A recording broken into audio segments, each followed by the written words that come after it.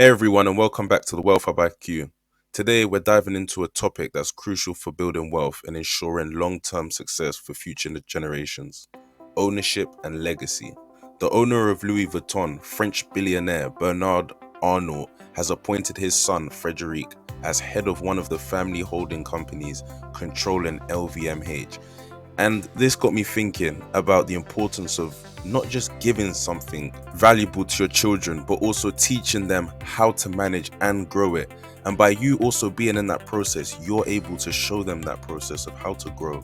There's no point building such a massive company and then leaving in a will that your son or daughter's gonna be the next in line, but you haven't even taught them one day of how to operate the company. Chances are they're gonna fail because they haven't been taught exactly what to do in the stages on what to do. So, who is Bernard Arnault? Bernard Arnault is a French businessman and an investor and also a fine art collector. He is the founder and chairman and CEO of LVMH, the world's largest luxury goods company. Arnault is the second richest person in the world as of making this video in June 2024. According to Forbes, Bernard Arnault has an estimated net worth of $203.5 billion as of 2024. And LVMH as of 2024 has a market value of 381.46 billion euros. So as you can tell, based on those figures, he's done really well with his company to get it to this state where the numbers are now thriving.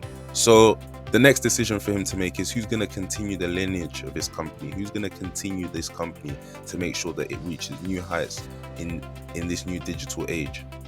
So we're going to list the children of Bernard Arnault and their positions within LV and the positions that Bernard has actually put them within LVMH. So first we've got Delphine Arnault, who is 49 and was appointed chief executive of Dior, which is also owned by LVMH. The next we have Antoine Arnault, 47 years old and is in charge of image and sustainability at the group, and was also named chief executive of Christian Dior SE, another family holding company above LVMH, at the end of 2022. And we also have Alexander Arnault, is the senior executive at jeweler Tiffany & Co., which LVMH acquired for about $16 billion in 2020. Jean is 25 and runs watchmaking at Louis Vuitton. And of course we have Frédéric, who has now just been appointed by Bernard as head of LVMH family holding group. So whether you have children or not, whether you want children or not, the fact of you being able to pass something on to your children, or just having the idea that you're going to leave a legacy behind when you leave this world, is always a fantastic concept. So first, let's talk about why ownership is important. When you own something, whether it's a business, property, or any other asset, you have control over it. You can make decisions that directly impact its growth and success. Ownership gives you the power to build wealth and create opportunities. And I think we can all take a leaf out of Bernard Arnault's book here today. But it's not just about having control. It's also about creating a legacy. By owning something valuable, you have the ability to pass it down to your children. This isn't just about giving them a head start in life. It's about ensuring they have the tools and knowledge to sustain and grow that legacy. You see, when you attain a certain level of wealth, you understand the rules of life slightly differently, and the money game is very, very different. If you can teach this money game, if you could teach what the rich teach their children, then you're already ahead of the crowd. Financial education and financial literacy is something that many people had to pick up by themselves. But imagine you had a head start. Imagine someone was telling you right from the beginning exactly what you needed to do. They distinguished assets and liabilities. They showed you that if you chase a paycheck, then you will always be an employee. And the fact that in order to cultivate an investor's mindset, you need to start looking at things as opportunities. Now, let's talk about the importance of teaching your children how to handle ownership. As we've seen in the past, many children have been unable to handle the delicacy of ownership, or just the pressure of ownership as a whole. It's not enough to just hand them the keys to the kingdom and expect them to just be okay with it. They need to understand how to run the business, manage the finances, and make smart, informed decisions. This means involving them in the business from as early as possible, educating them about financial literacy, and mentoring them through the ups and the downs. You see, in school, I remember there used to be a thing called bring your child to work day. But this was a very, very smart idea. However, it was also a very ingenious idea. Now, the reason why I say that is because if you have a bring your child to work day and your child looks up to you or admires what you do as a profession, then you're teaching that child to become a 9 to 5 if you are a 9 to 5er. If you're a 9 to 5er, you're an employee, you have a boss, then what you can teach that child is how to be a 9 to 5er. However, if you own a company and you bring your child to that company, you're actually teaching that child how to make informed decisions as a boss would, as a company owner would.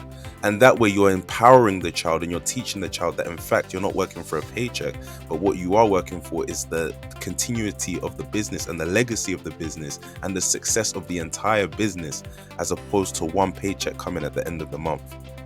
Allowing your child to see how you deal with situations and conflicts during the downsides of a business is very important, as they will be able to reflect that energy and how you dealt with certain conflicts in their life when they get to that age.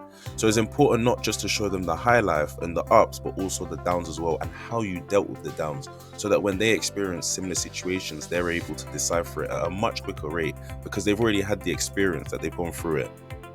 Think about it. If you give a child a brand like Louis Vuitton without any knowledge of how to run it, chances are they won't be able to maintain its success. But if you guide them, mentor them, and teach them the ins and outs of the business, they'll be equipped to not only maintain but also grow it further. And from there, they'll be able to use their ideas and initialize new concepts that might be forward thinking for the business. Passing on ownership also instills a sense of responsibility and pride. Your children will understand the value of hard work and the importance of maintaining the family legacy. They'll be more motivated to ensure the business thrives because it's part of their identity. So if you just give something to someone without allowing them to see the process, they may not value it as well. However, if you teach them the process of how they got there and how you can continue to get there, then they value it more and it becomes their identity.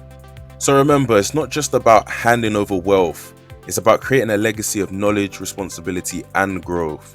Ownership is powerful, but it's the education and mentoring that truly makes it last. Take enlightenment from this video here and the example that Frédéric Arnault did with his children. And from this example, you'll be able to realize that in your daily life, whether you're doing this particular 9 to 5, whichever type of career you're in or profession you're in, see what you can do and how you could continue your legacy within that role.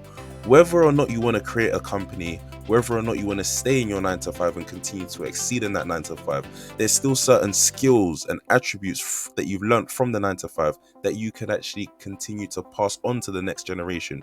You can continue to pass on, whether that's dealing with difficult people, whether that's managing multiple crowds, whether that's dealing with older people and you're much younger. All of these things you can continue to teach your children as you grow up, so that when they face these problems or these trials, they're better suited because they've already had an insight on how it would be like. Thanks for watching. If you found this video helpful, don't forget to give it a like, comment, and subscribe. Let me know in the comments section how you're planning to build your own legacy. See you in the next video.